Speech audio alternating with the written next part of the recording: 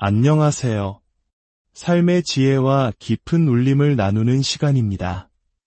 혹시 아직 끝나지 않은 인생의 문제들, 불완전한 나의 모습, 그리고 내가 원하지 않는 현실 때문에 마음이 힘드신가요? 우리는 때로 해결되지 않는 문제들을 머릿속에서 끝없이 되풀이하며 스스로를 생각의 감옥에 가두곤 합니다. 이미 나를 잊었을지도 모르는 사람에게 마음속으로 복수하고 일어나지 않은 일들을 상상하며 에너지를 소모합니다. 만약 우리가 그 모든 상상력과 에너지를 주님을 향한 기도와 찬양에 쏟는다면 우리의 삶은 얼마나 달라질까요? 오늘 이 이야기가 당신의 마음에 하나님의 은혜를 전하는 통로가 되기를 소망하며 잠시 시간을 내어 이 채널을 구독하고 좋아요를 눌러주시면 감사하겠습니다. 당신의 작은 손길이 하나님의 귀한 말씀을 더 많은 이웃에게 전하는 축복의 통로가 될 수 있습니다. 이 채널을 통해 당신의 삶에 늘 평안과 기쁨이 가득하기를 기도합니다. 생각의 감옥은 때로 실제 감옥보다 더 우리를 올가맵니다. 하지만 오늘 우리가 나눌 이야기는 실제 감옥, 그것도 가장 깊고 어두운 곳에서 시작됩니다. 이 이야기는 우리에게 진정한 자유가 어디에서 오는지, 가장 깊은 절망 속에서 어떻게 기쁨을 발견할 수 있는지를 보여줄 것입니다. 사도행전 16장에 나오는 바울과 실라의 이야기입니다. 그들은 복음을 전했다는 이유만으로 모진매를 맞고 깊은 감옥에 갇혔습니다. 등은 채찍질로 찢겨 피가 흘렀고 발목은 무거운 착고에 단단히 채워져 꼼짝할 수도 없었습니다. 칠흑 같은 어둠과 차가운 돌바닥, 그리고 깊은 고통만이 그들을 감싸고 있었습니다. 물론 오늘날 우리가 겪는 고난이 이 정도는 아닐 수 있습니다. 하지만 우리 각자에게는 자신만의 감옥이 있습니다. 실패의 아픔, 관계의 어려움, 미래에 대한 불안, 혹은 떨쳐내지 못하는 죄책감이라는 감옥 말입니다. 이런 고통의 시간을 지날 때 우리에게 가장 필요한 것은 무엇일까요? 바로 함께 그 시간을 견뎌줄 믿음의 동역자입니다. 나의 불완전함과 미완성의 모습을 이해해주고 그 자리에 머물러도 괜찮다고 말해주는 은혜로운 격려와 함께 하나님이 원하시는 모습으로 성장하도록 이끌어주는 믿음의 동반자가 필요합니다. 바울에게는 실라가 바로 그런 존재였습니다. 성경은 기록합니다. 한밤중에 바울과 실라가 기도하고 하나님을 찬송함에 죄수들이 듣더라. 한밤중. 모든 희망이 사라진 듯한 가장 깊은 절망의 시간입니다. 그들은 무엇을 할 수 있었을까요? 아마도 바울이 먼저 아주 작은 소리로 찬송을 시작했을지도 모릅니다. 성경에 나오는 이야기는 아니지만 한번 상상해 봅시다. 바울은 사실 노래를 썩 잘하지는 못했을 수도 있습니다. 하지만 그는 무언가를 시작하는 데에는 아주 익숙한 사람이었죠. 움직일 수도 없는 고통 속에서 그는 아마 이렇게 나지막이 노래하지 않았을까요? 주 안에 있는 나에게 딴 근심 있으랴, 십자가 밑에 나아가 내 짐을 풀었네. 아마 그 찬송을 부르는 순간에는 마음에 평안이 가득하지 않았을지도 모릅니다. 육체의 고통은 여전했을 테니까요. 하지만 예배자 여러분, 이것이 바로 예배의 비밀입니다. 때로는 우리의 영혼이 찬양을 따라올 때까지 우리는 믿음으로 먼저 찬양해야 합니다. 우리의 감정과 상황이 어떠하든 먼저 입술을 열어 주님을 높이는 것입니다. 그러자 옆에 있던 실라가 희미한 목소리에 화음을 더하기 시작합니다. 주님을 찬송하면서 할렐루야, 할렐루야. 내 앞길 멀고 험해도 나 주님만 따라가리. 실라의 목소리가 더해지자 바울의 목소리에도 힘이 실립니다.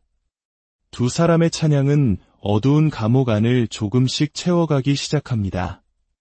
그들은 한 곡에서 멈추지 않았습니다. 성경은 그들이 찬송들을 불렀다고 복수형으로 기록하고 있습니다. 아마 바울은 하나님께서 바로 이 한밤중의 시간을 위해 그의 삶의 이전 계절들에 미리 준비해두셨던 수많은 찬송들을 기억해냈을 겁니다.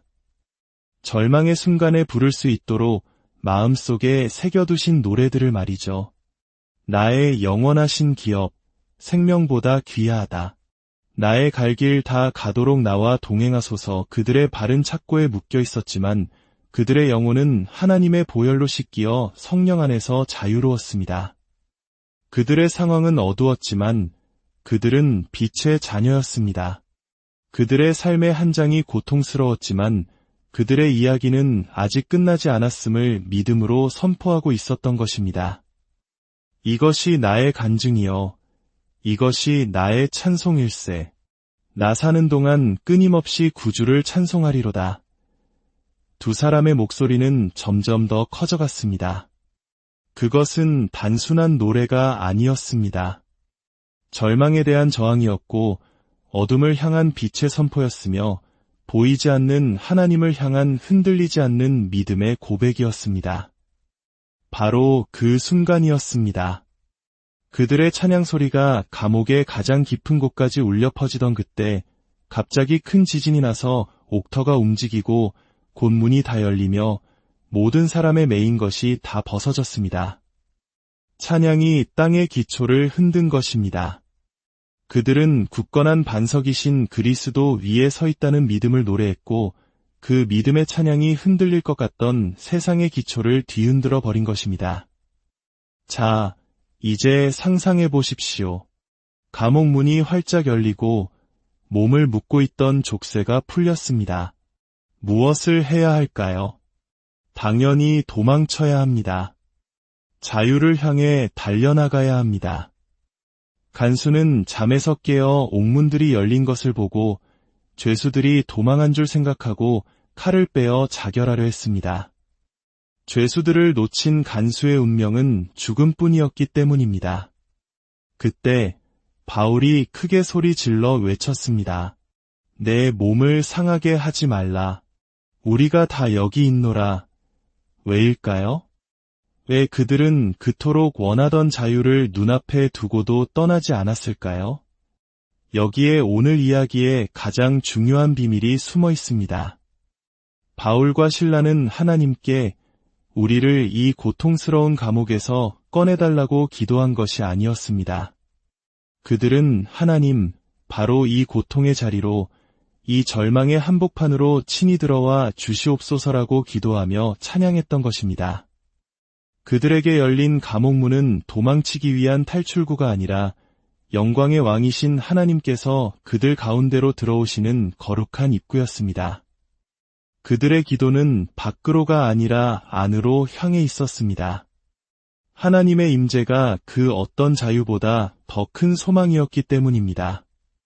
사랑하는 성도 여러분, 혹시 여러분도 이 힘든 상황만 끝나면, 이 문제만 해결되면 하나님을 찬양할 텐데라고 생각하고 계십니까? 오늘 말씀은 우리에게 다른 관점을 제시합니다. 우리는 고난이 끝난 후에만 하나님을 찬양하는 것이 아니라 고난의 한복판으로 하나님을 찬양하며 모셔드릴 수 있습니다. 우리의 찬양은 우리를 문제 밖으로 꺼내줄 뿐만 아니라 문제 속으로 하나님의 영광을 끌어들입니다. 우리가 있는 바로 그 자리, 눈물이 마르지 않는 그곳, 아무런 희망도 보이지 않는 그 깊은 절망의 자리에서 입을 열어 주님을 찬양할 때 땅의 기초가 흔들리고 닫혔던 문들이 열리며 묶였던 모든 것들이 풀리는 기적을 경험하게 될 것입니다. 주님, 지금 이 시간 각자의 삶의 감옥에서 힘겨워하는 당신의 자녀들을 위해 기도합니다.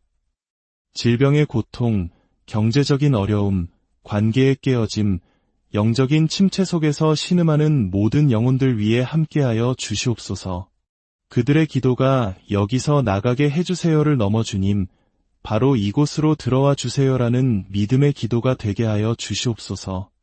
그들의 입술에 바울과 실라와 같은 한밤중의 찬양이 터져나오게 하시고 그 찬양을 통해 굳게 닫힌 문들이 열리고 모든 묶임이 풀어지는 하나님의 능력을 체험하게 하옵소서.